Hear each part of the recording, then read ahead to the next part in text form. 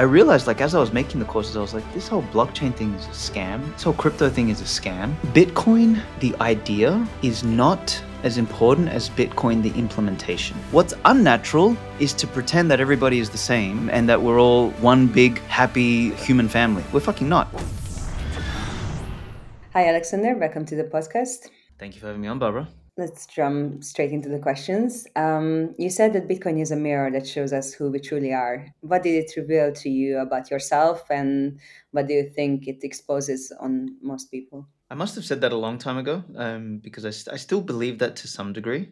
Actually, you know what? I do still believe that. If I'm thinking out loud here, I think many things in life are a mirror, and Bitcoin in particular. I think there's a false assumption by many people in the Bitcoin space that Bitcoin kind of fixes you and makes you better and all this sort of stuff. And I think more realistically, it's a mirror in the sense that it magnifies or it shows you the parts of you that are most real and authentic. So I've met lots of Bitcoiners who are really, really good people, and Bitcoin has helped magnify the good in them. But I've also met absolute degenerate morons who are Bitcoiners, and Bitcoin has magnified that part in them as well. So yeah, in that case, I take back what I said in the beginning, that I don't believe it as much. I actually do believe it even more now.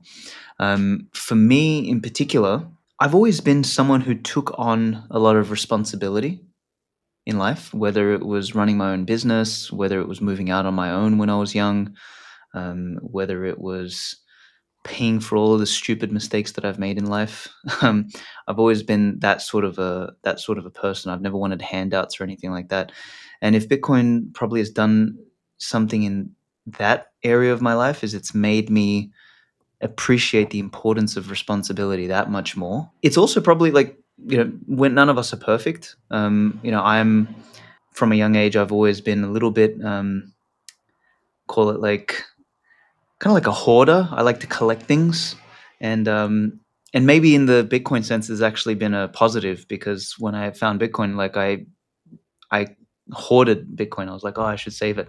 But that's actually an area now that I'm a little bit older and a little bit more mature, that I'm trying to develop in myself, to be more generous, to be more open, to be less of a hoarder. It's actually, I think maybe that's a bit of a Eastern European trait, because my parents were like that. A lot of my family is like that. They hang on to things instead of being able to let go. So anyway, there's a positive and a somewhat negative that I think Bitcoin has illuminated in my life. You said that you met some people that are like amazing people in Bitcoin in general, and then that was like emphasized by Bitcoin and some morons as well. Do you think that some people reject Bitcoin because they can't handle this reflection?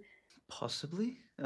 Although I think even people who don't reject Bitcoin, like I found many of those that purely, like, they love Bitcoin and they bought it, but they're just assholes anyway. And to them, I guess Bitcoin is just a means to an end. And in fact, I mean, Bitcoin is a means to an end for all of us, if I'm being honest. Because the goal isn't to have Bitcoin. What are you going to do with it? Go to the grave? Like, it's a bit stupid. So there's always a means to an end, but maybe our ends differ. Like, there's some people who their ends are about snorting cocaine and driving around in Lambos, whereas for others, their ends are build a family, leave a legacy, create a business, make a dent in the universe, a positive impact. So I think Bitcoin gives both characters the ability to reach their ends in a more effective way, in a more impactful way. It's just, unfortunately, some of those impacts are not positive, which I think is just the way of the world. Most people come to Bitcoin for money, and I mean, like, I could lie that I didn't come to Bitcoin for money, but like I stayed for the philosophy and for the technology that it can actually do with our life. Like, what was your turning point when Bitcoin became more than just a financial tool for you? When you, as you said, stopped the hoarding? I had some interesting life experiences, which I think gave me some ingredients for appreciating Bitcoin more deeply, maybe quicker than most people. I certainly did come for the money initially. There was a guy that I knew who told me about a friend of his that made millions of dollars on Bitcoin. And I had heard about Bitcoin from quite a few years prior to that because I was into gold and silver in 2010, 2011. And I had heard about Bitcoin at that time, but I dismissed it. I just didn't recognize it as anything. But here I was, 2015, 2016, hearing about Bitcoin again. I was like, what the hell is this thing? Oh, Jesus Christ, this guy made so much money. So then I went down the rabbit hole and I was interested in sort of making money out of this thing. But I watched quite a bit of Andreas Antonopoulos' work when I was sort of getting into Bitcoin early on, and he was certainly a real inspiration, and he just was able to articulate what this thing was better than most people. And I had also had just personal interest in philosophy and ideas and all of this kind of stuff that is kind of tangential to Bitcoin, but we've found a way to weave into with Bitcoin. And I would say very quickly, like I already had a distrust for government. I already had an appreciation for Austrian economics. I already had a kind of like a personality which was anti-establishment. So I had all these sort of ingredients that were necessary, and the deeper message around Bitcoin hit me quite hard. And I think I was part of what I would call the golden age of Bitcoin literature. So it was people like myself and Gigi and Breedlove and I don't know, there was Rory, there was Brandon Quittem, Thomas Stroh. Like there was this like age of really, really, really good Bitcoin writing that was coming out, where people sort of talked about the deeper nuances and essence of Bitcoin. And as these sort of pieces came out, we all somewhat reinforced each other. We were like, okay, that's what you were thinking. That's what you were thinking. When you had this sort of explosion of Bitcoin podcasts, right? Before 2017, 2018, when we all sort of became writers and then podcasters, there was like 3 or 4 podcasts. And there was like a couple of writers, and then all of a sudden there was this explosion. And I think that was a really special time actually in the history of Bitcoin, because I don't think that's going to come back again. I think there was like a specific golden age. I don't see the same sort of quality of content and thinking happening.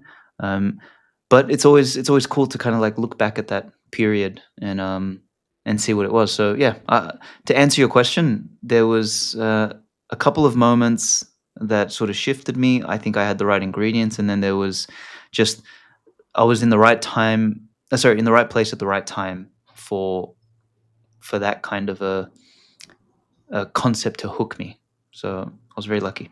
Well, actually, my favorite question in this podcast is like, what's your orange pill moment? But you dipped a little bit into that in your previous story. But could you please like walk us through your whole Bitcoin experience? Like you mentioned the friend and the friend of a friend, but then what happened afterwards?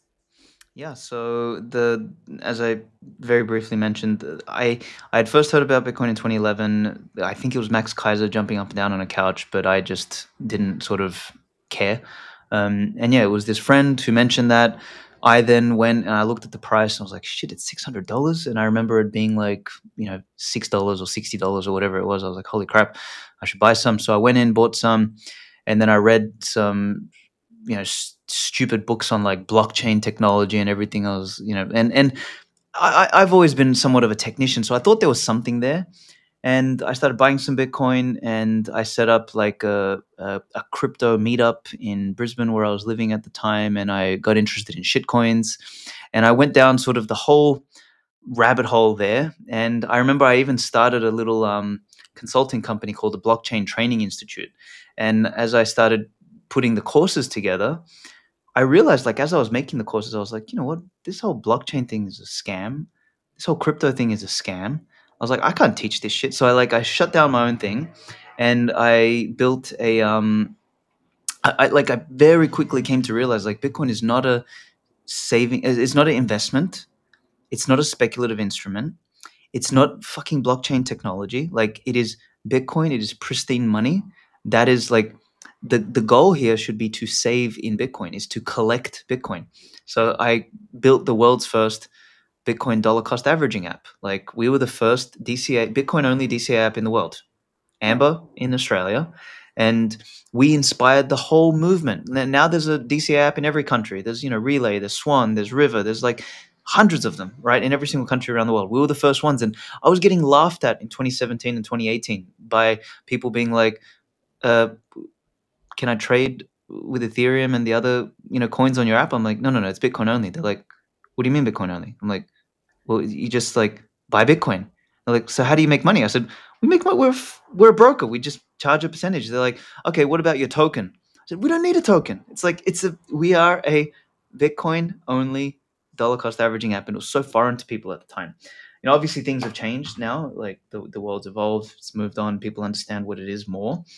But yeah, that was sort of my Bitcoin journey. I call it, I climbed Mount Stupid, and I quickly realized that it's full of idiots. And then I ran back down, and I became hardcore Bitcoin maxi, building businesses, writing content, writing books, running meetups, events, speaking. Like, sort of my life got consumed by this thing called Bitcoin. Well, it's very interesting. I think I've been through close to 100 podcasts, but like, this story is very similar to each and every individual who is building on Bitcoin. That, like, first you got into Bitcoin, and then you go through the whole shitcoin era, and then you come back to Bitcoin as a realization. It's interesting. And how did you see it as part of sovereignty or self-sovereignty? As someone who's a big proponent or fan of, like, the Austrian school of thinking, you come to appreciate the importance of private property. And what you also come to realize is that private property needs a mechanism to be protected, and often that protection comes from some sort of state or some sort of collective that can provide you the guarantees for the protection of your private property. And where Bitcoin gets very interesting is that it is something that doesn't require a state or a traditional institution to give the holder or the owner of the keys that are associated to that Bitcoin. It doesn't require a state to protect that. It uses cryptography and math, and that is a very, very interesting concept. Let me say one more thing, and then I'll say how it relates to sovereignty. So first of all, it's a novel mechanism for the protection and security of private property. And then the kind of private property that is Bitcoin is money, and money is the fundamental language of a cooperative civilization. So if you can secure that private property through something that doesn't, in a mechanism or in a way that doesn't require a traditional legacy institution that could be corrupted, you have not only extremely powerful money, but you create a high degree of sovereignty for the holder of said money. So as a result, if we look at sort of what makes a person or a group sovereign, it's sort of the ability to own and control their property, their wealth, their food, their education, sort of all of these different pillars. And the wealth or the money component is a massive pillar because every single one of them are connected to that one. Almost, if you think of sovereignty as a bridge, right? And a bridge has multiple stones that come across in the arch. The stone in the middle is called the keystone. Bitcoin sort of is the keystone for sovereignty. You can't have a bridge just with a keystone alone. So if you want to be fully sovereign, you need all these other things. But all of these other things can't connect without the keystone. So sort of Bitcoin is the keystone to sovereignty. And I found that very, very unique, very interesting, very compelling. And it's why I fundamentally believe that it's like one of the most important levers for sovereignty, whether individual or collective, both.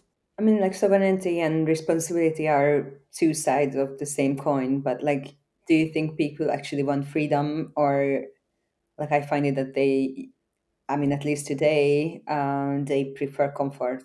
Look, freedom is not for everyone, and the freedom maximalists out there are not going to be happy with me saying that, but the reality of the fact is that for most people, the true nature of freedom is more scary and dangerous than the nature of safety, and that's happened not just to people individually, but to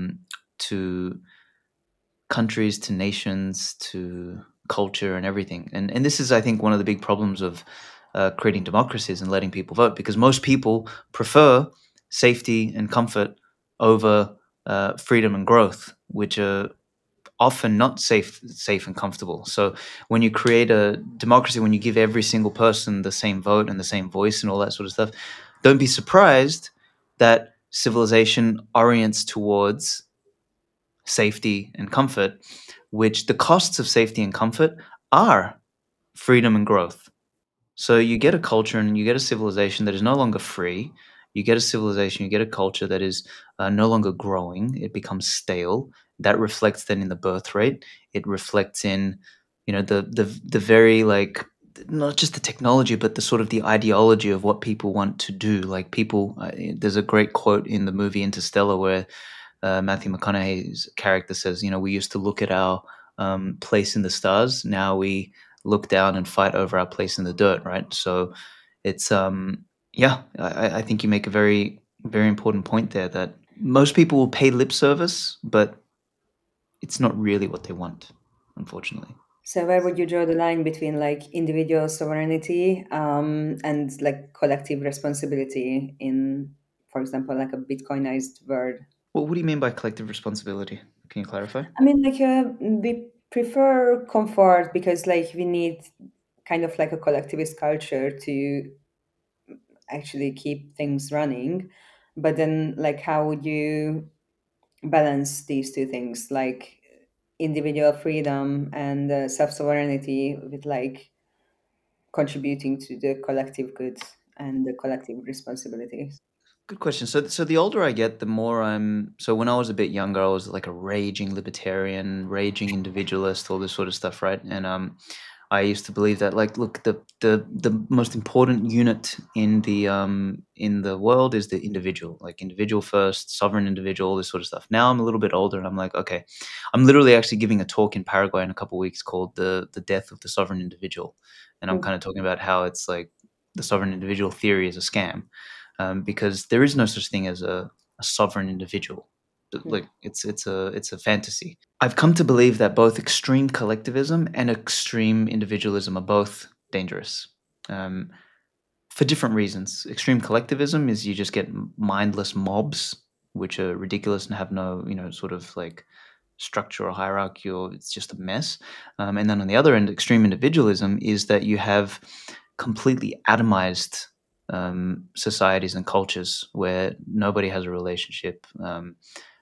Everyone can do whatever the fuck they want. It's just like it's it's weak, and it's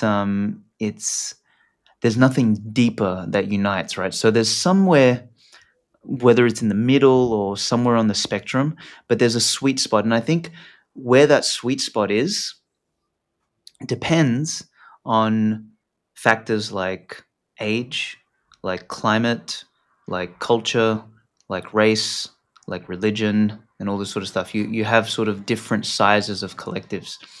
And I think, first of all, it's important to recognize that, yeah, you can't be a sovereign individual, but you also don't want a mass collective where everybody's the same. So what you want to do is you want to find where that sort of natural, organic sweet spot is. And I'm speaking here theoretically because I don't know how to find where that natural, organic sweet spot is. But I can give some clues, which is you want to align yourself with people that are values aligned, not just like-minded. So I call it like-valued, not like-minded. You want to probably be as close as possible, in a cultural, racial, and religious sort of sense. So, because all of these things have something to do with values, right? If you try and like mash all of these different races and cultures and religions and everything together into one area, it becomes a fucking mess.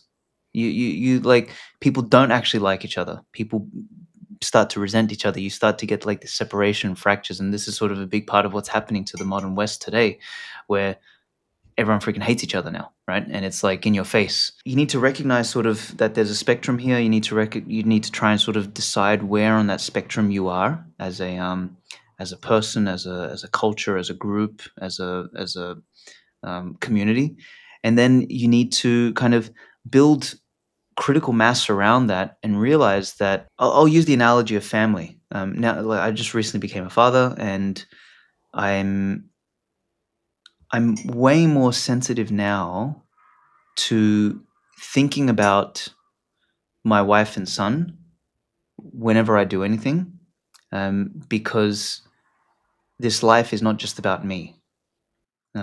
So if you take that out further, if you are somebody who has the capacity, the influence, the wealth, the power to take on more responsibility, then that radiates outward beyond just your family. You know, you have your extended family, you have your local community, etc.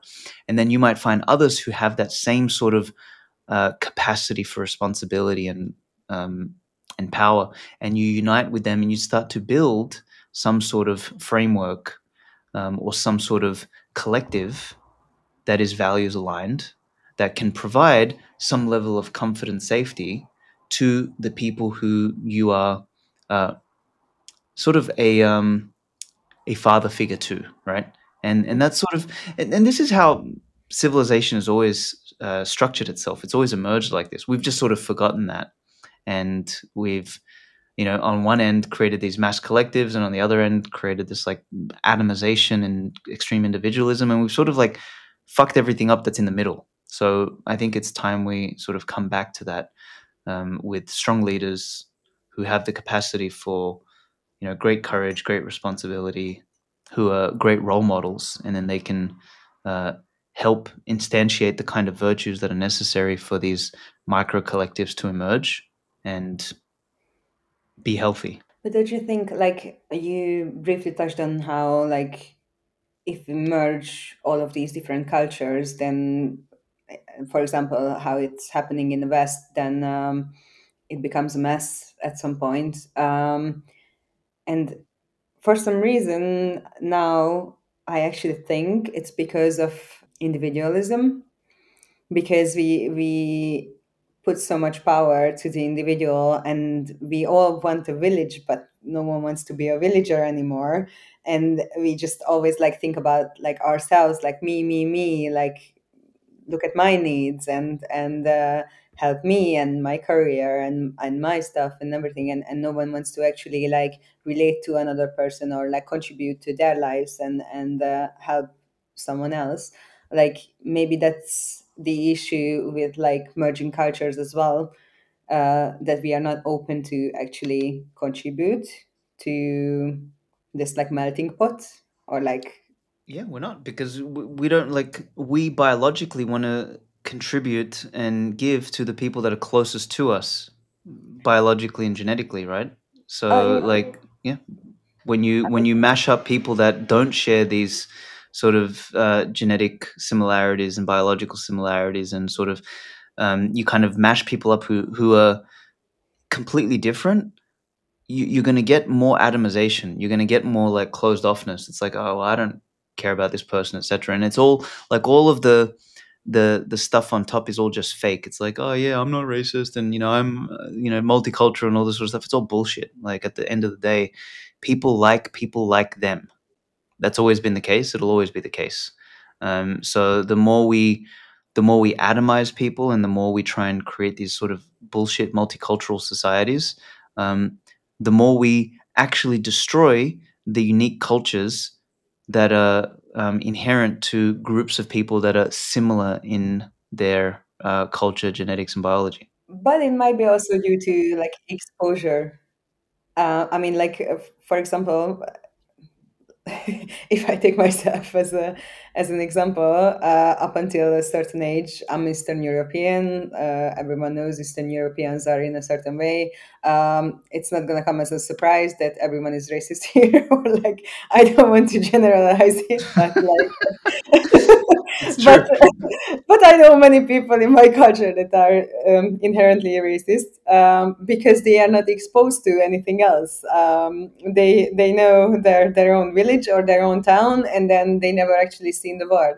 But once I started to travel and live in other countries and get exposed to different cultures, then I became way less, or I don't consider myself racist anymore, or at least not in a sense as it happened before.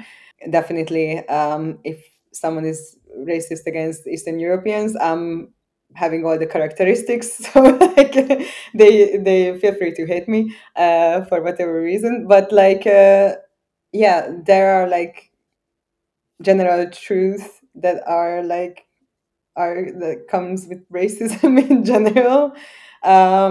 Anyway, so let's go No, back to it's a the you make a great look. I actually had the alternate experience. So I grew up in a culture which was like, racism is like being worse than Hitler, right? So it's like you can't say anything. And then as I traveled more, I actually became more racist. Because seriously, because I met all of these cultures, I was like, okay, that's retarded, this is stupid, like, and I sort of changed, but I became racist in like a healthy way, which is not like, oh yeah, I just hate everybody. No, it's like I recognized that each race comes with its own pros and cons, and each one, and this is, I mean, human beings have been like this from the beginning of time. Like different cultures have different, literally the culture has a personality, right?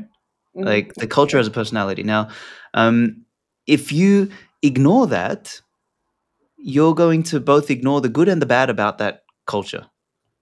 And also to add an extra layer of like an extra dimension here, it's the good and bad about that culture is different for different people. So, for example, for me, I actually enjoy the coldness of most Eastern European countries.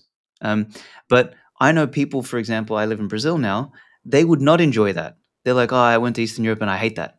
So for me, it's good. For them, it's bad. So it's like it's the good and bad varies, but you have to appreciate that these cultures have their personalities, these races have their personalities, and it's perfectly natural to be quote unquote racist. It's what's unnatural is to pretend that everybody is the same, and that we're all the like one big happy human family. We're fucking not. We're all completely different, and we all have different attributes and everything like that. And then even within the cultures, within each culture, there is individuals that each have different personalities, and it might be that a particular kind of Eastern European who has more of a warm nature would get along with a Brazilian that has a warm nature, and there might be a Brazilian with a more cold nature that gets along with Eastern Europeans. So you have these exceptions, which are fine.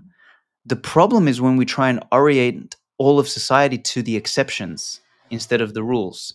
And the rules are the sort of the generalization. It's like, hey, Eastern Europeans are like this. Aussies are like this. Chinese are like this. Japanese are like this. Germans are like this. We all know, like, the Germans are the most efficient, but the Germans are like robots. They're machines, and like, if you want a different culture, go down to Italy. And even in Italy, like Italy is actually the greatest example, because from the north to the south of Italy, you have all sorts of different cultures, right? Like the northern Italians, they're like, oh, the southern Italians are fucking lazy. They don't even consider them Italians. And then the southern Italians will say the same thing about the northern. They'll be like, no, those people are Germans. They're not real Italians. And there's this like, but that's cool, because that is actually the real definition of multiculturalism, is that you have the culture locally is very homogenous, but it is different to the cultures around it. And that's a great world. But if you try and like make everybody an individual and all of the cultures the same, then you just have nothing. It's all the same bullshit. And that's one of the problems these days with social media and everything, because everyone is sort of becoming this like individual that is basically a cookie cutter version of whatever the fuck is popular on Instagram. And that's really bad. So how do you see the role of culture in the success or like the failure of Bitcoin adoption?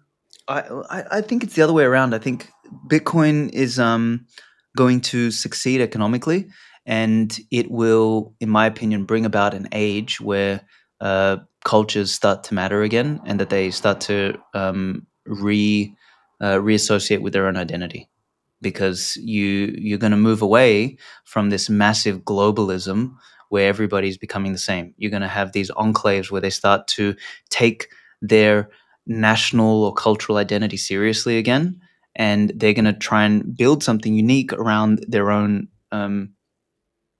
set of attributes. So I think Bitcoin is good for global multiculturalism. So speaking of culture and communication, there's been a lot of buzz around Nostr lately, not just as a protocol, but as a mindset. Like, what is the as Nostr as possible approach? Okay, so let me, may I ask you a question? How familiar are you with Nostr? Do you use it on a regular basis or not really? Not really. Not really? Okay. So, perfect example. So there's this sort of misconception in the Nostr community and even in the Bitcoin community that, you know, Nostr is going to be this thing that takes over and, you know, like everyone's going to be on Nostr and no one's going to be on X or LinkedIn or this and that. And I kind of drank the Kool-Aid early on and I believed the same bullshit. But now I'm, you know, after having worked with Nostr now for 2 years, I'm like, okay, you know what? That's not going to happen. At least it's not going to happen now. It's not going to happen for the next 10, maybe 20 years. So when I first set out to build our product Satlantis, we built everything Nostr compatible, and we did all this extra work, all of this extra like technical debt and all this crap to make the app, you know, a Nostr app. And we realized that nobody gave a shit, number one. Number two, all of the stuff that we built for interoperability with other Nostr apps, no one was actually using anyway. So we kind of like spent extra money, extra time, extra effort, extra everything for something that nobody cared about. So what we decided to do was peel it back, and this is where as Nostr as possible comes in, is that we selected certain aspects of the app to make Nostr compatible, and then everything else we just built ourselves and built it well.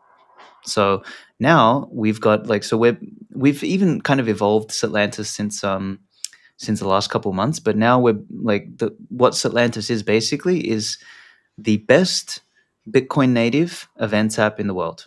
So if you're familiar with like Eventbrite or Luma or meetup.com, this is a replacement for that shit. Luma is a shitcoin app. Eventbrite and meetup.com haven't changed in 20 years, so screw them. Like, you can create an event, a beautiful event on Satlantis in 30 seconds, and you can spin up with the event a wallet, and you can create tickets in Bitcoin or in soon we'll do enable stablecoin and fiat as well, so that way people who want to buy tickets in fiat can buy tickets in fiat. And it is the quickest, fastest way to create an event and monetize it in the world. That's what we're building. And the part of it that is Nostr enabled is the fact that each account that is created on Satlantis is a Nostr account. So in the future, if someone wants to, they can take their login for Satlantis and they can log into Primal or another Nostr account, and it's the same credentials, and they can build a social network. They can build a relationship with other people. So that's interesting for us. But to make the entire event and all the other crap like Nostr compatible, it's a waste of time for us. So we just made the best events app where the login function and the network function is Nostr compatible, if that makes sense. Mm-hmm. Okay, so like you're, what I'm hearing out of this, that you are basically creating a social identity, or like, is it some kind of like social proofing that you gonna have by using Satlantis and then connecting to Nostr at some point? Yes, so by creating a Satlantis account, you get a Nostr key. And then on Satlantis, so I'll give you an example like this. Imagine you're going to an event. Or let's say you're going to a big conference. And at the conference, there's like 10 different satellite events. Using our calendar feature, and our calendar feature is basically a collection of events, people can RSVP or they can register to whichever event they want to. And now if you've got connections on Satlantis, like if you followed people and you're both connected, you can immediately see on the event page, you can see, oh, Alex is going, oh, Samson is going, oh, Adam is going, oh, and you can see who's going to what event based on your connections, and you can make a quick decision. So you have social context in the app. So it's not about social content for us. The Nostr piece is about social context. So you have an events app very similar in user experience like Meetup or Eventbrite, but you have a social context layer, which makes it that much more useful. Does that make sense? Yeah, so it, like translated to normies, just it's almost like a Facebook events page, Yes, yes, kind yes, of yes, yes, like, yes. and then Yes, you can see that your friends pressed going to that event, and correct. then you can make your decision based on that. Exactly, exactly. Okay, so can you tell me about the Nostr category error, or like, could you explain like what that means and why you believe that Nostr isn't like essential in the same way as Bitcoin is? Yeah. So this is another thing that Nostr people want to kill me for, but I'm going to say it anyway. Basically, in the Nostr world, there is this misconception, in my opinion, that people believe Nostr is as important as Bitcoin. They say Bitcoin is freedom of exchange. So you own your money. It's monetary sovereignty, and Nostr is freedom of speech. To me, that's a total load of shit. Um, in my opinion, um, Bitcoin is like a billion times more important than Nostr, maybe a trillion times more important than Nostr. And what I mean here is that Bitcoin, the idea, is not as important as Bitcoin, the implementation. Let's unpack this a little bit. So, Bitcoin, the idea, is this concept of cryptographic money, right? And we have seen Bitcoin, the idea, be replicated 50,000 times with the 50,000 shitcoins that we have, right? So what's not important here is like the idea. Anybody can have the Bitcoin idea, anybody can replicate it, anybody can change something and just relaunch their own shitcoin.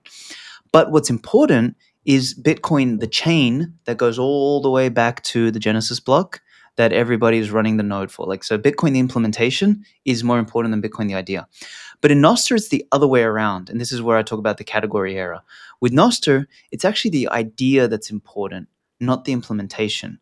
So with Nostr, like the concept or the idea is to have a identity protocol on the web where the identity is actually a public-private key pair, similar to kind of your Bitcoin key pair, that you can use to log into multiple applications, and you own the identity. That concept is not new, actually. It's been attempted on the internet for 2 decades now, but it just never really took off. Nostr was the first identity protocol that seems to have gained some traction.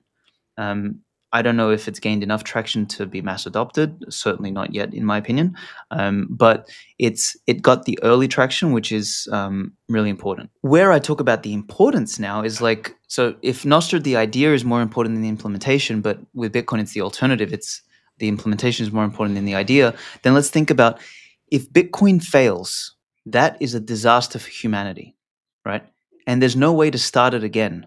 Like Bitcoin was like a 0 to 1 moment, right? That happens once and it's never going to happen again. But if Nostr fails tomorrow, who fucking cares?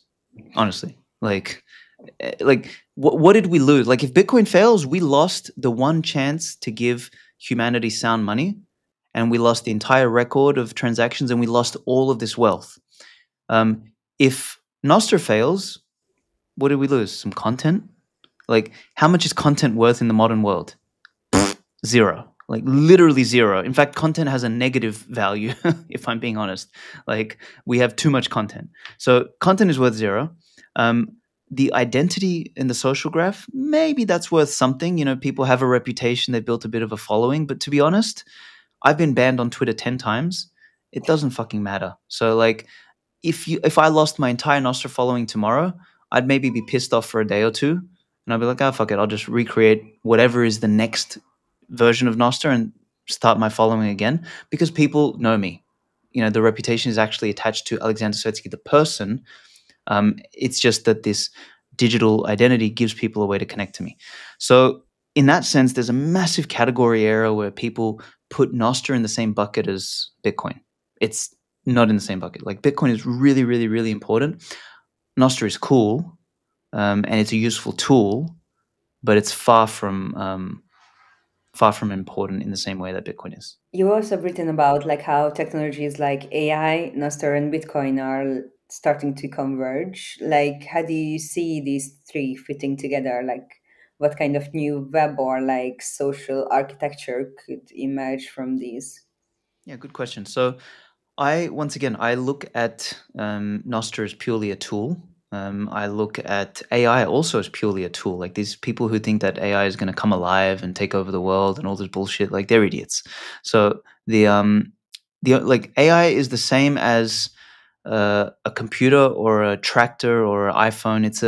It's a amplifier, and it's a tool. It's not alive. It's not sentient. It's not going to replace humans and all this other bullshit. It's just another tool that we can use to do more with less, right? Bitcoin also, if we take an objective view of Bitcoin, so like Bitcoin is very important, it's the substrate for society and all this other stuff. But if we take a more objective, sort of high level view, Bitcoin is money, and money is a tool. So now, if I'm someone that is looking to build a technology company or a product, I want to use the best possible tools. If I'm building a digital product, like I want to use the latest or the most functional language, so I'll probably use JavaScript. I'll probably use React Native on the front end. If I want to use payments, I'd be an idiot not to use Bitcoin, because with Bitcoin I can do payments across the entire world with my app. If I want to add a social layer to my app, I'd be stupid to build the social layer myself. I would just use Nostr as the social layer.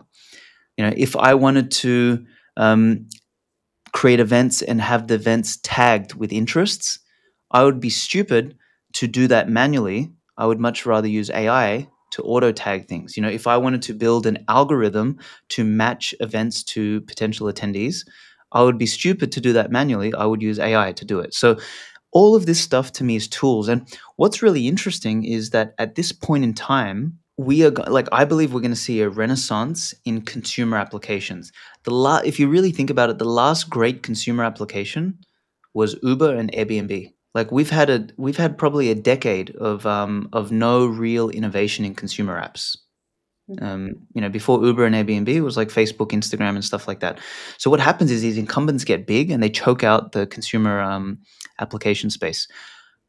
I think we're about to turn a new chapter, and we're going to see the rise of new, really cool consumer applications built by startups, because now startups can get global payments with Bitcoin.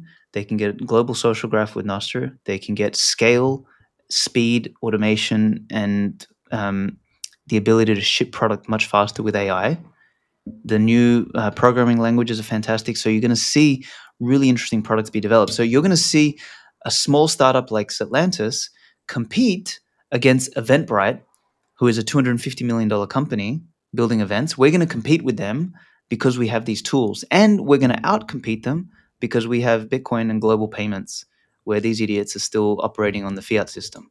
So that to me gets me excited, and that's where I think the convergence of Bitcoin, AI, and Nostr come into play. It's like you have three excellent tools to use to build better products, and we're going to exploit that to the maximum capacity. Do you think the Bitcoin adoption is there already?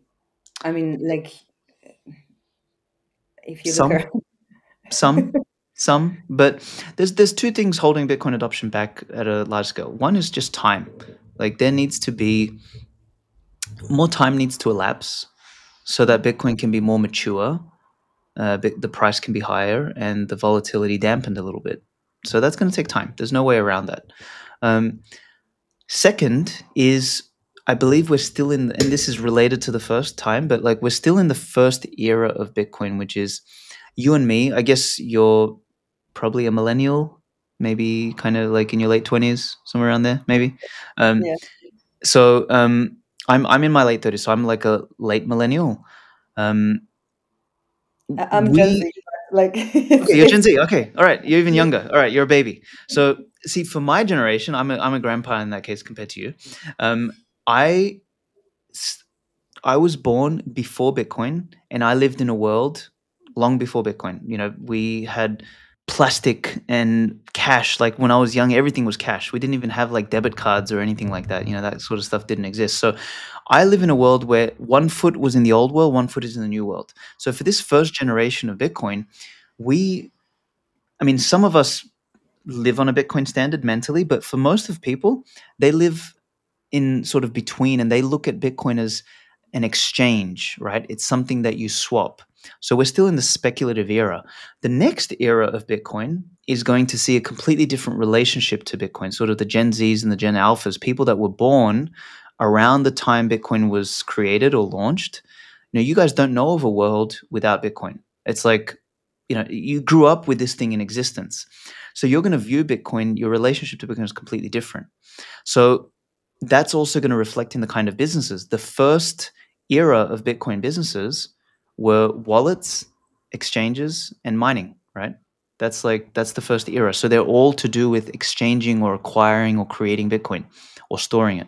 The next era of businesses will be they're not going to be exchange. They're not going to be Bitcoin businesses. They're not going to be exchanges or wallets. They will be an events app or a travel app or a dating app or blah, blah, blah, whatever it is. But they will use Bitcoin as payments. That's when we see the next real era of adoption. But I think we're still a couple of years away from that. There's early companies like us, for example. We're trying to build an events app. We're not a Bitcoin app. We're just an events app that does Bitcoin ticketing. So that is a shift. So I think they're the two things that need to happen. Bitcoin needs to be more mature, and we need to see second generation Bitcoin businesses being built that are not Bitcoin companies, but that just use Bitcoin in the stack the same way as they use programming languages or AI or anything like that. Yeah, that's. I mean, like we started to play around with Bitcoin in high school, and at first for us it was a game called Satoshi Mines, and it was looking for mines, and if you didn't press on a mine, you got like double the amount of your Bitcoin that you had there. I wish I had those Bitcoins now, to be honest,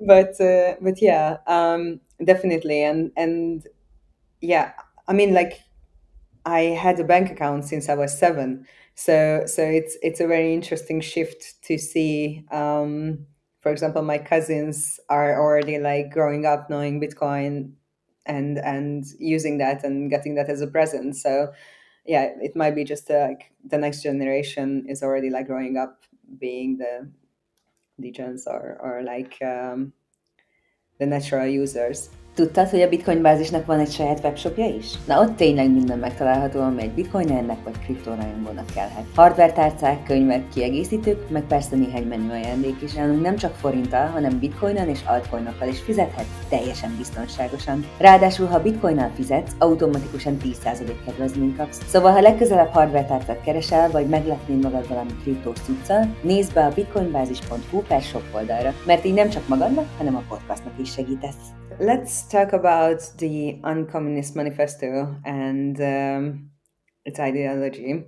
So, in the UnCommunist Manifesto, you described communism as moral illness rather than an economic system.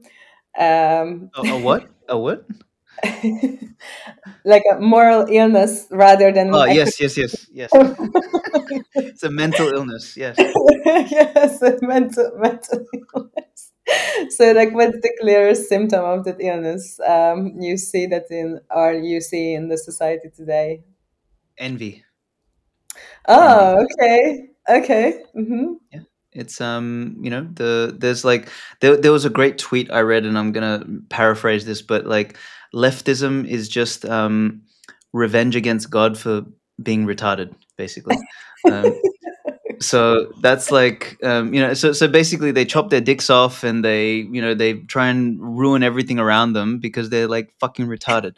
So there's no other way to put it, but like communism and leftism is a complete mental illness. It's something wrong with the mind, with the spirit.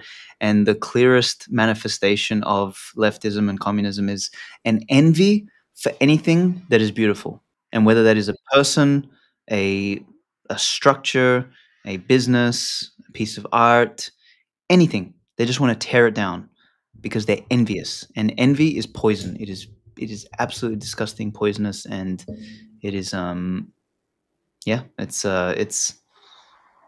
that's communism in a nutshell. Do you think social media accelerates this mindset?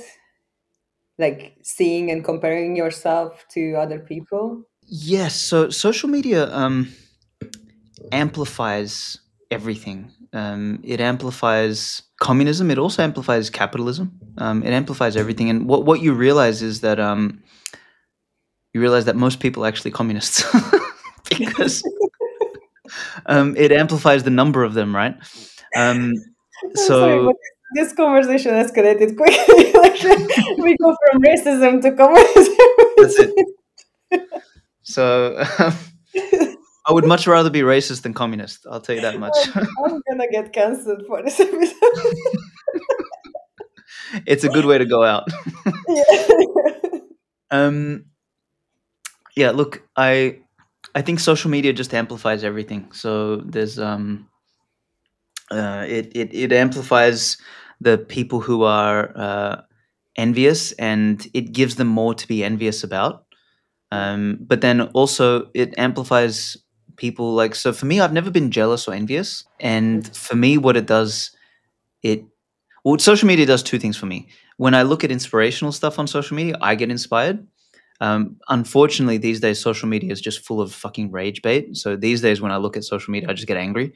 So that's why now I just don't engage anymore. I just don't care. Like, I kind of avoid social media altogether. But if I was able to somehow avoid all of the nonsense and the rage and all of that sort of stuff, I think the effect it would have on someone like me is more of an inspirational sort of, make me want to compete, make me want to climb. But I don't have this thing about me where I want to bring other people down.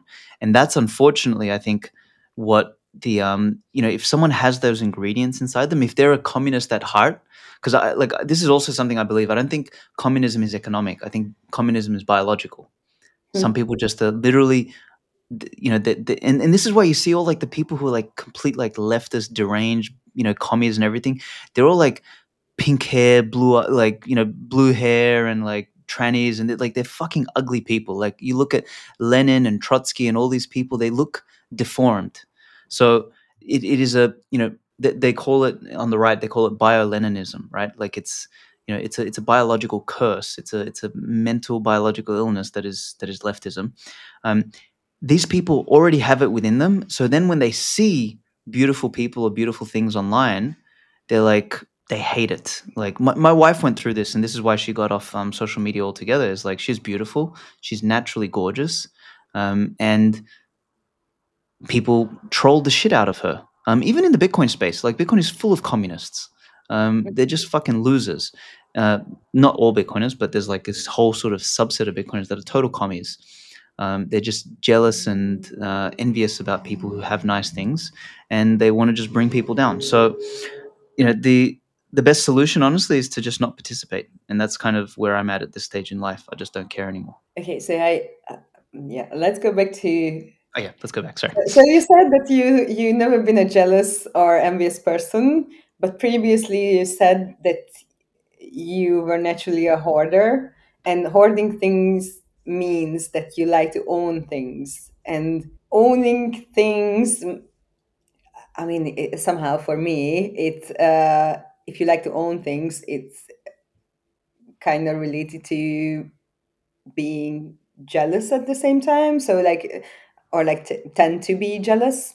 Because, for example, it might be too personal. So just like avoid the question if you wouldn't want to answer to that. But for example, let's take your wife, and for example, like someone wants to, I don't know, if someone is hitting on your wife, you might get jealous, and that's just because she's my property. Yes. Yeah. Okay, so you touch on a very good thing. This is very psychologically correct. So, and you picked the right one. It's jealousy, not envious. So envy, I would say I'm sort of like zero. When I say I'm not a jealous person, I'm not jealous in the sense that the relationships that I've had in my life have always been very rock solid. Like, if someone approaches my wife, she'll tell them to fuck off straight away. Like, so she's very like, we have such a good relationship like that.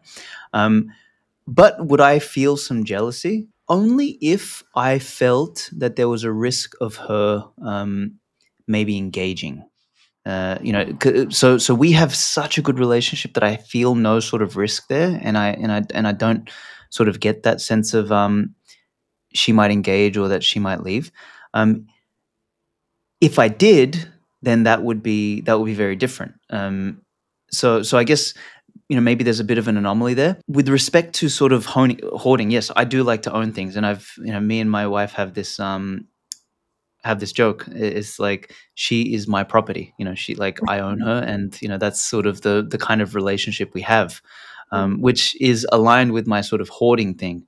And I think there is healthy jealousy. So my wife, for example, she has that sort of like healthy jealousy. She, like, even if another woman like looks at me funny, she's like, "Who's that bitch? What is she looking at you for? Why is she talking to you?" and like, it's very I think Eastern European women and Latin women are very similar like that. They have this like real strong possessiveness, which is beautiful because that means they care. But that's different to envy. It's very different to envy. Envy is wanting what somebody else has. Jealousy is more like wanting ownership of what you have and not wanting to lose it. But there's also levels of jealousy. There's like unhealthy levels of jealousy, which is insecurity. And then there's very healthy levels of jealousy, which is, hey, we're fine, we know each other. And it's like, there's, if someone was trying to pop that bubble, there would be like a reaction to like, get the fuck out of here. This is not your space. This is my space. Let's go back to envy just for 1 second as well. Because, for example, envy was something that was like motivating me when I was in high school. Because we used to go to these like debate competitions, and we went to these like fancy American schools, and I was very envious towards like the kiddos that could actually afford to go there and could actually afford that school.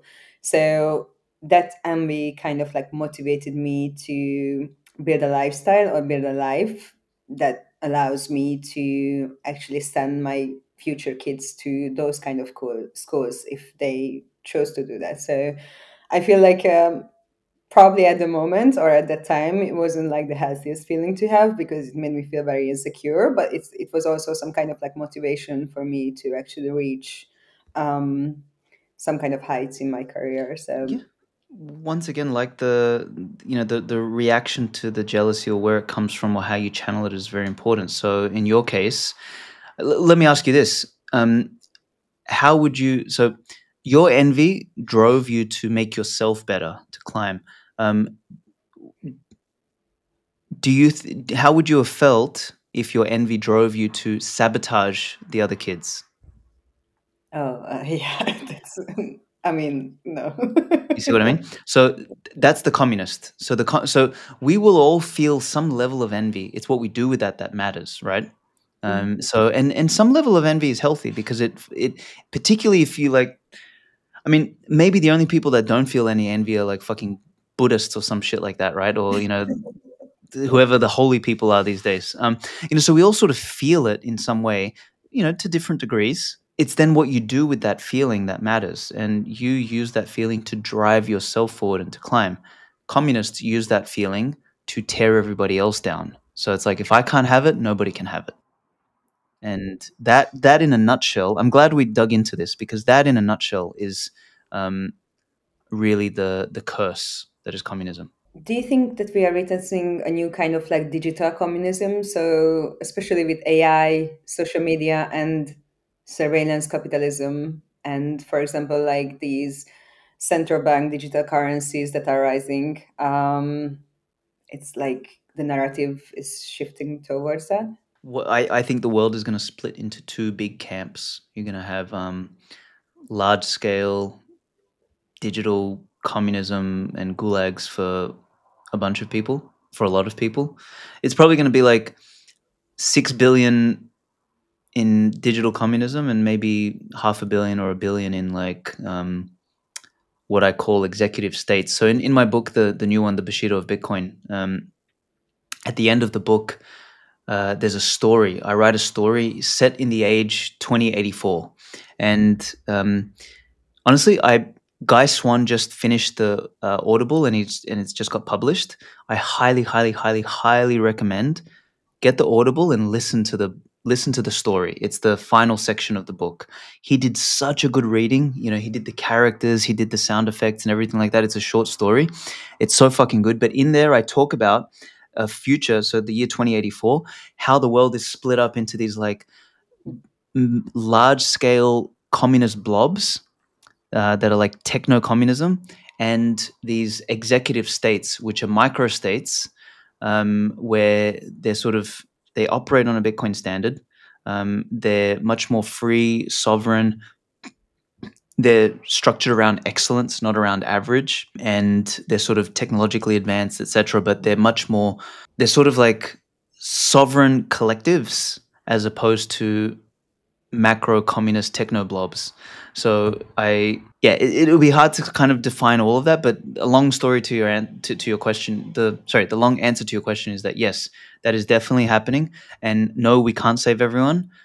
We need to look for the lions and make sure we, the lions, establish our own enclaves that are separate from that digital shitstorm of communism that we don't want to be a part of. Is the 2084 somehow relates back to George Orwell's 1984? Kind of, yeah, you could say that. It's sort of like a vision of where we will be in 100 years, and yeah, I picked 2084 as like a nod of respect to George Orwell's 1984.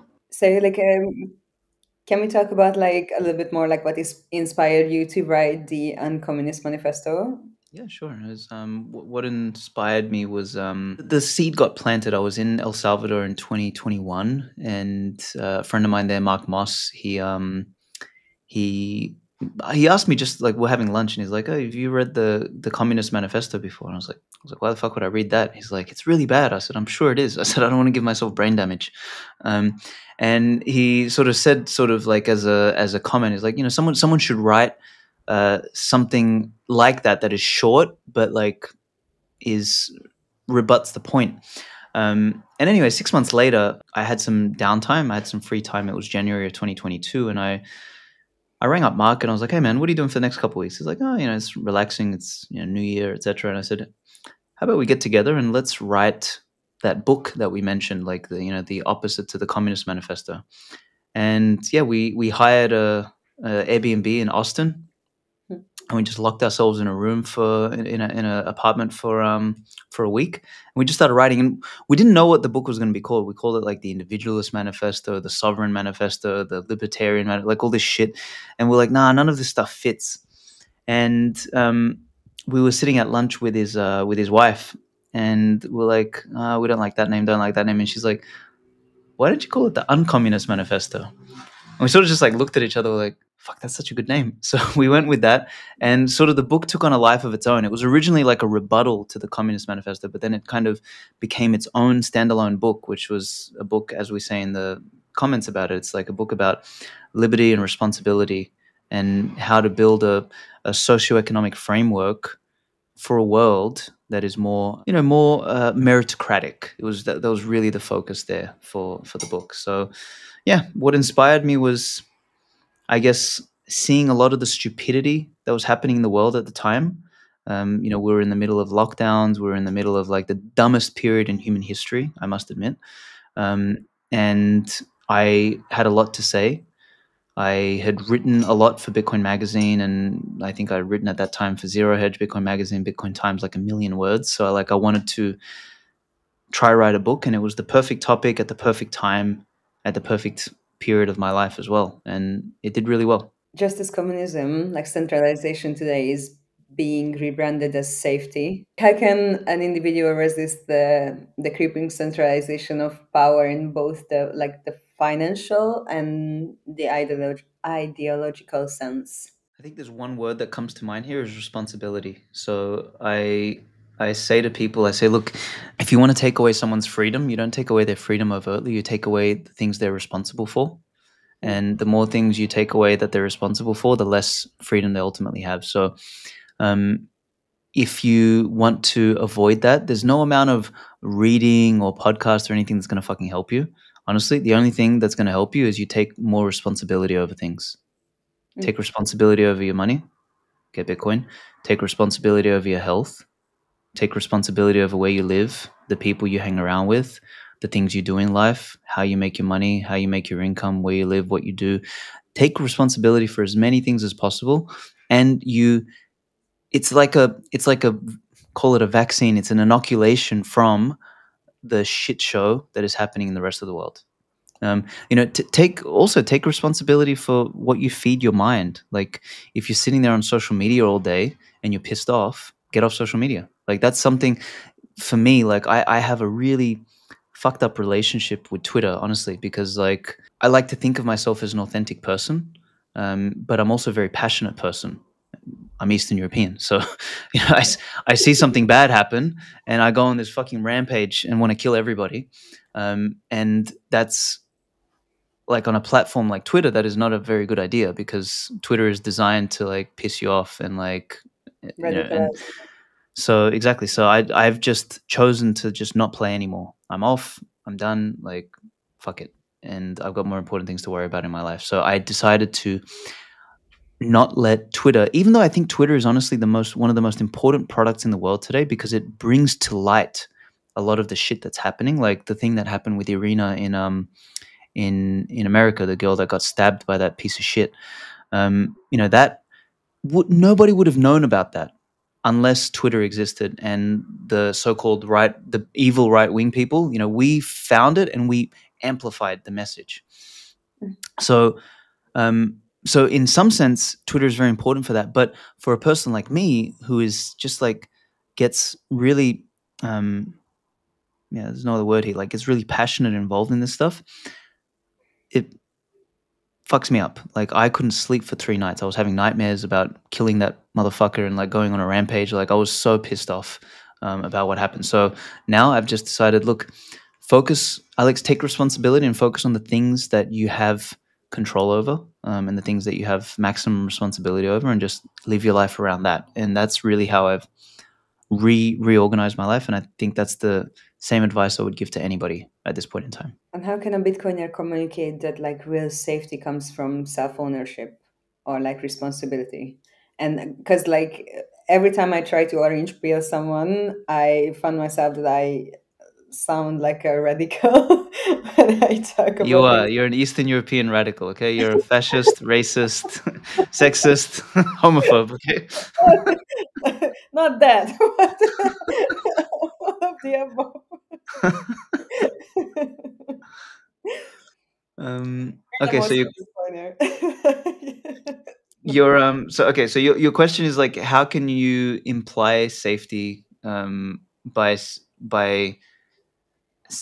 showing that personal responsibility is the way? Was that your question, or am I fucking it up here?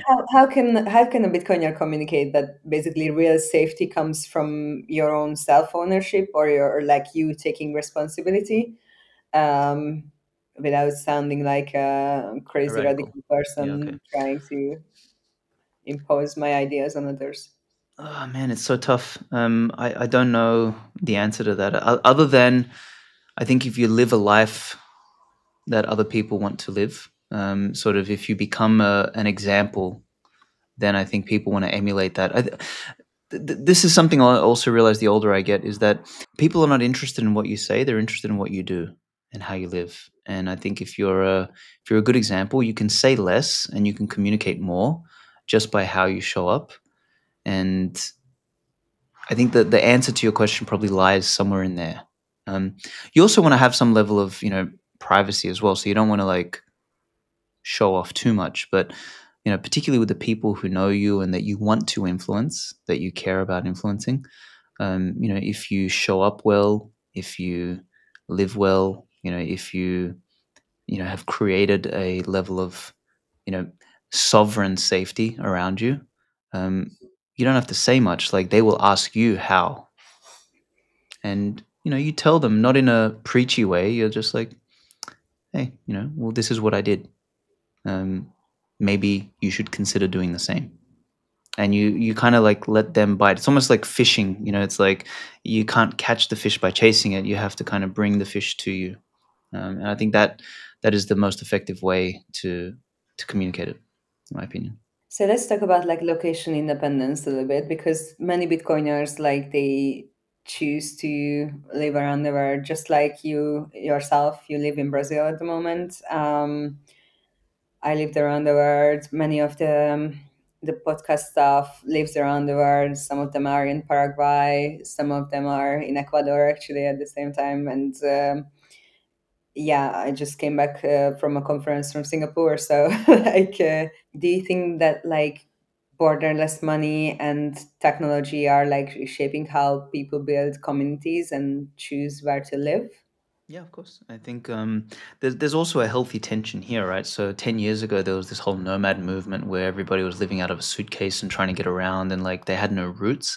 I think that's evolved now, and this is sort of the term I'm giving it, sort of location independence, is that you want to structure your life. At least this is what I want to do: is structure your life where you have maybe one or two bases that are a little bit more permanent or semi-permanent, where you can have a home, you can build a community, you can build some roots, you can build some depth, right? But you also want to have the ability that if something goes wrong, this is what I said earlier about like taking responsibility. If something goes wrong, like you need to be able to move and relocate.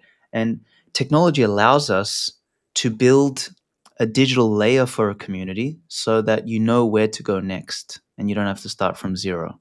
And Bitcoin allows you to also bring your wealth with you. So once again, you don't have to start from zero. So it gives you like, if you're smart, you will try and structure your life in such a way that you have some sort of base or bases with the optionality to shift and move as you see fit, where you can take your money with you and you can enter a community that you have already been able to pre-establish some alignment around values, model of the world, culture, and everything. So I think that's really, really important. And I think we're going to see places emerge around the world, similar to the executive state theory that I mentioned earlier. Is like you'll see these places that are like outside of the system. I think we're going to see these places emerge all around the world, like Bali, Florianopolis, Madeira, Malta, Salvador, Costa Rica. Like there's these places that people are going to kind of escape to and build like valued communities that we will then be connected digitally speaking. And it might even become the kind of circuit that you go and travel around and live in. You might live 6 months here, 6 months there, etc., and kind of like build these relationships in different places. So, yeah, I think location independence is going to be a indicator for status moving forward. Those people who can live in that kind of a lifestyle. And as I said, it's not living out of a suitcase where you're in a different place every week or every month. That's fucking stressful and stupid. And maybe not stupid, stressful, and for young people if you want to go and see the world. But for me, I'm an old person. I want to have a base or two and be able to be flexible when I need to. That's also like connected to like how someone sees their rich life. Because for example, for me, like a rich life or a life well lived it's not connected to a better car or like $1,000 pair of shoes or like the latest of latest, like always like consuming more and more. It's more about like if I decide to buy a plane ticket tomorrow and go to that country, can I do that? Can I take my family with me? If something happens and the war spans over from Ukraine to Hungary, can I pack up my whole family and can we go to another country?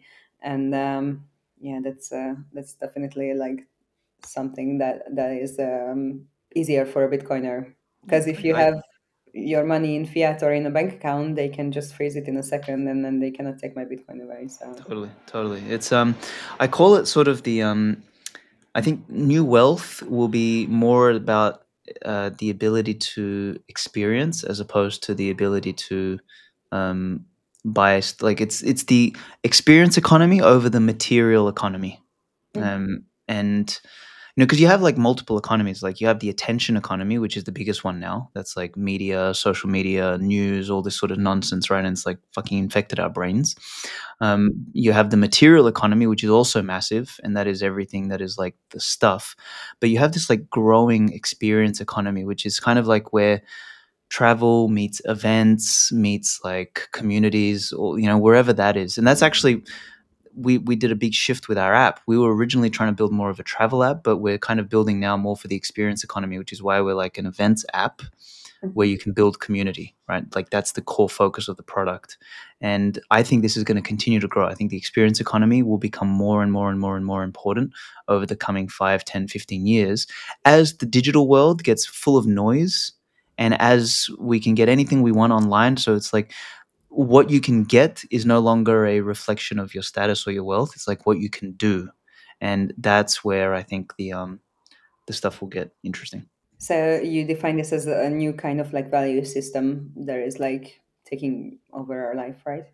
Yeah, and it's not everyone. It's going to be, again, like I said before, there's going to be 6 billion people in communism and 500 million to 1 billion in this kind of executive state, freedom-oriented experience economy sort of lifestyle, like location independent, etc. Like that's the new emergent framework of the world that I'm sort of thinking about and that I want to build for. So you talked about the 3 C's: connection, community, and curation. Like, how do those like ideas fit into a post-fiat or like post-platform world? Yeah, I mean, that's exactly what I just said. The experience economy is about connection, community, and curating stuff. Like in a world where you can, like when you open up Google Maps and you see a million places, like is that useful? No, it's not useful. What if you could open a map and you could see which places your friends recommended if you want to go out somewhere and try something? So you can do that on Satlantis. So you can see which places your friends bookmarked or recommended, etc. So you have the makings for something that is much more curated than just noisy. And that's one of the things that we're having in the world today. Is like we live in a world of endless content, endless media, endless feeds. It's just noise, noise, noise, noise, noise. And in the process, we've never been more interconnected, but we've also never felt more disconnected and alone and isolated and atomized. So it's like I want to build products and I want to move the world for the lions more towards connection, community, curation. And that's sort of like the 3 C's that we use in our product and what we're sort of representing here. I think that's very, very important for us to avoid the 4th C, which is communism. So they can have their own C.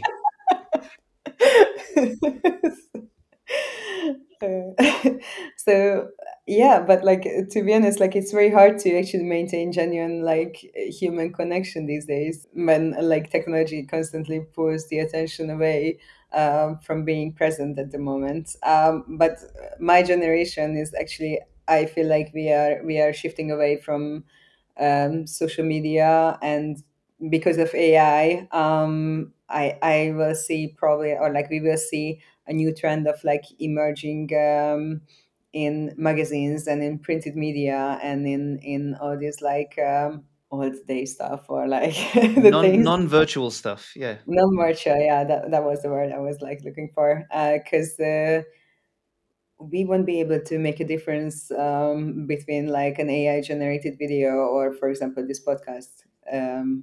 Like how would you know if it's something that is done by an actual person, or it's Are you something an that actual person or you're an AI?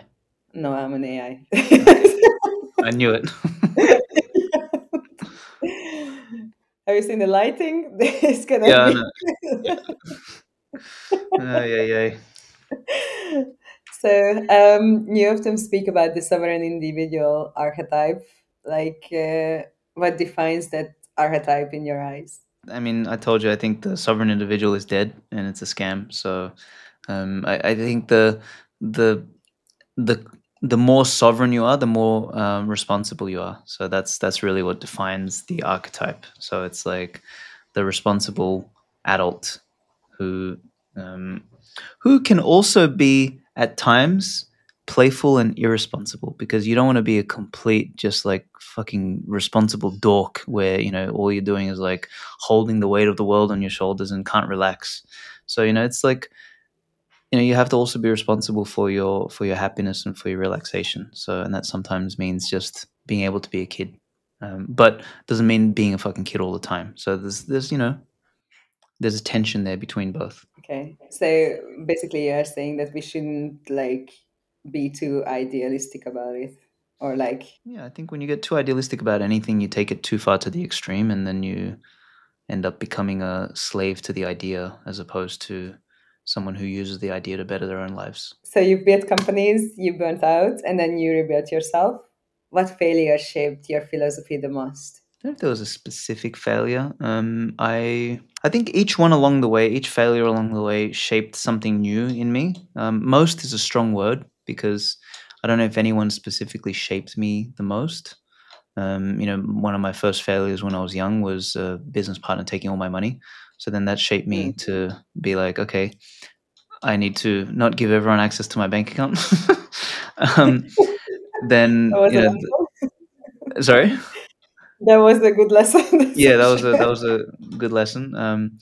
Then, when I got older, then I built another big company, and then I got screwed over by the government. So then I was like, okay, that lesson is don't build a business around the promise of one primary vendor, particularly the idiots in the government. So that was another lesson. Then, another future lesson, involved licensing actually from the government. So maybe I didn't learn my first lesson very well. But anyway, there was like each I think failures shaped me in some sense.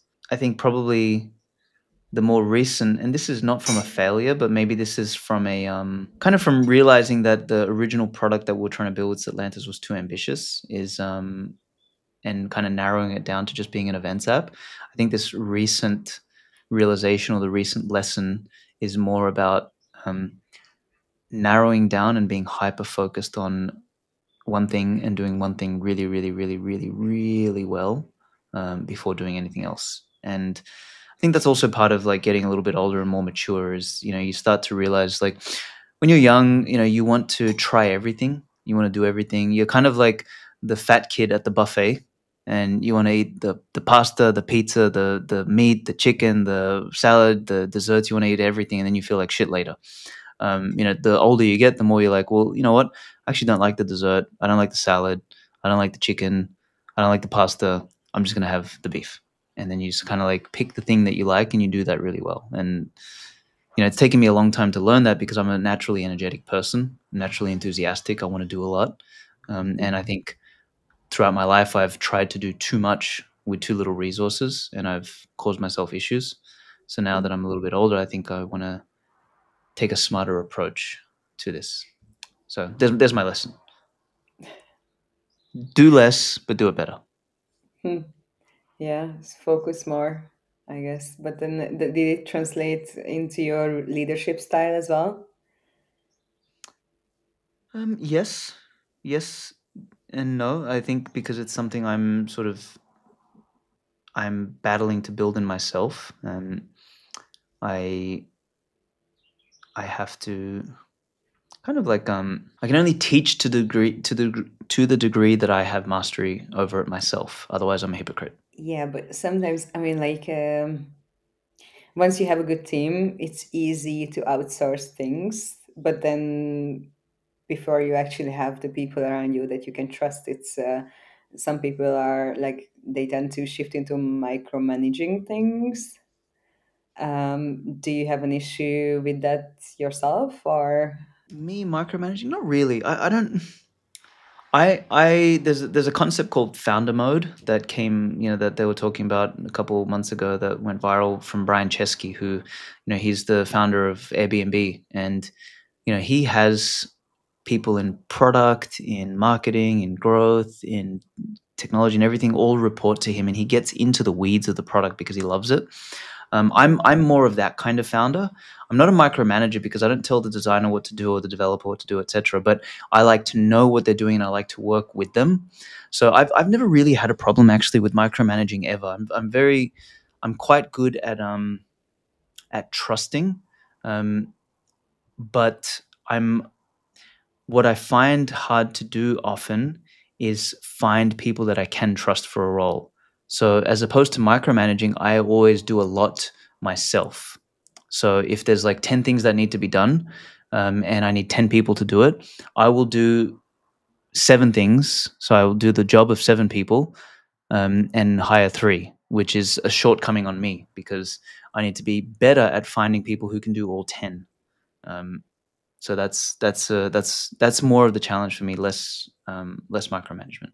I'm gonna refer back to the beginning of our conversation, because you mentioned that you recently became a father, and then it comes with like different responsibilities, and definitely like a new mindset. Do you believe that men today find it harder to take responsibility? Yeah, because they're more like women.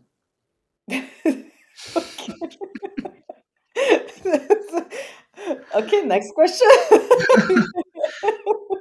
I mean, we've fucked up the genders, man. We've made women more like men, so we're forcing women to take more responsibility, and we've made men more like women, so they're taking less responsibility. And I don't mean that in a negative way. It's like men are psychologically, biologically, physically designed to carry weight, and responsibility is the process of carrying weight.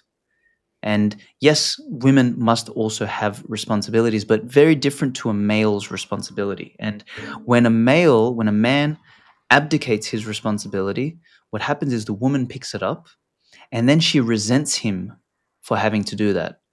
And I think that's really at the center of why the world is so fucked up today, is because you have a bunch of weak men who are not taking responsibility. They shift that onto women, then women start to fucking hate men, and then they fuck up society even more because, women can be very vindictive and they are subconsciously vindictive. So they fuck up society and then they make it worse for everyone. They make it worse for the men and for themselves. And then the men are too much of a bitch to get in the car and take the driver's seat.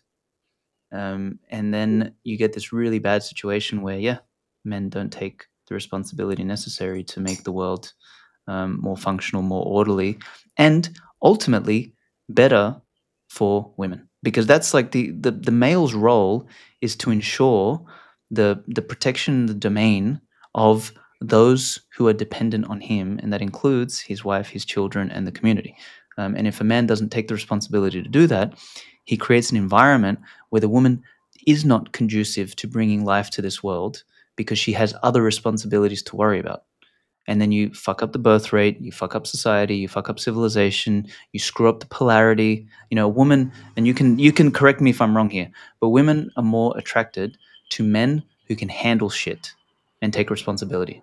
Am I right? That's for sure, yeah. Do you want to date a guy who asks you to make every decision for him? No. So it's like, but we've been poisoning women and men's brains for the last 50, 100 years, whatever it is, to say that, that women can do the exact same thing as men can do what women can do. It's all bullshit. Like, we're different for a reason. That's beautiful because it makes us complementary. So the more women behave women behave like men and men behave like women, the less responsibility men will take, and the more responsibility women will pick up when they don't naturally want to. And then we fuck everything up from there. Is there an advice, or how would you reclaim that strength without becoming too much of how would you say that, the toxic male kind of I don't think, I think the toxic male stuff has been taken too out of proportion. I think, as a dude, you need to first go out and get punched in the face. That's probably a good idea. Go do some jujitsu, go fight, go actually use your body, because a man's certainty exists in his body, not in his fucking mind, right? That doesn't mean you ignore the mind. So you need to develop the mind as well. But a strongly developed mind with a weak frame, a weak body, is never going to command respect and is never going to have the certainty and the presence to make a woman feel safe. So go out, get punched in the face, go and fight, go and build something, go and lift something, go and actually do something physical and start to develop that side of you. Second, go and build something in the world as well. Get together with other guys, and whether it's a business, whether it's a house, whether it's a project, whatever, go and create and construct something. When you do that, you can start to channel your masculine urge, your masculine desire to create and conquer. That's what men want to do. Men want to claim space, and they want to create, they want to conquer, they want to build a house. A woman wants to create a home. She doesn't want to build the fucking house. It's the man's job to put the walls up and to create the framework and the structure, and then the woman brings life to it, right? So as a man, go out there and build shit, go out and create stuff, go and challenge yourself, go and fight, go and get into combat. Not unnecessarily, don't walk down the street and punch someone in the face. That's ridiculous. Go to a dojo and, as I first said, go and get punched in the face. It's more important to get hit and then to learn how to hit back and to defend. So that would be my advice to young men. Go out there and learn to be a man. So as our last question, like, what kind of legacy do you want to leave behind? I want to leave a legacy of an appreciation and a respect for beauty, for ascendance, for excellence, for responsibility. I want to sort of be remembered as someone who worked hard to be well-rounded, and to be someone who could channel energy, power, wealth to making civilization, or the part of the civilization he could impact, to making it more ascendant, to making it look up again. That to me is sort of the legacy. Is like, I want to leave a legacy of excellence. Let's kind of say that. Well, Aleksandar, thank you so much for taking the time today and share your ideas, and having this beautiful conversation with you was definitely educational for all our listeners, and it is already something that will leave a dent definitely in the Hungarian Bitcoin community, that's for sure. Thank you for all the books that you have written and all the work that you are doing, because you are making an impact that is really valuable and it's needed in the space. So thank you so much. Thank you for the amazing questions and for the very well-run interview. I really appreciate it, and I enjoyed our conversation. I look forward to being cancelled, both of us, for everything that we said. Please don't cancel us. We have way more work to do here. So if anyone happens to cancel us, then they will still find me on Nostr. And on Satlantis. Or I will find them and kill them, okay? If they try and cancel you. It's not happening. What's happening? So thank you so much. We will link everything below. So if someone wants to buy your book or find you on Twitter, Nostr, Satlantis, they can find it exactly. They can. I mean, it's very easy. UnCommunist.com, and then you can get to the links to the book, and bushidoofbitcoin.com. I highly recommend watch the trailer on the website. It'll blow your mind. It's the best fucking trailer for a book ever made, and you should do that right after this call. And then number 2 is get the Audible and start with the story. Guy Swan did the best job on the planet. Like, it's so good, and you'll really enjoy that book. So they're my 2 recommendations. And obviously, if you're running an event, go and check out Satlantis, especially if you're a Bitcoiner. Stop using shitcoin apps and stop using fiat apps. Let's create all the events on Satlantis. Let's actually make this change. Köszi, hogy velünk voltál a Bitcoin Bázis podcastban. Ha élvezted a beszélgetést, iratkozz fel, mondd el a véleményed kommentben, és küld tovább annak, akinek szerinted hallania kellene. Aztán találkozzunk a következő epizódban.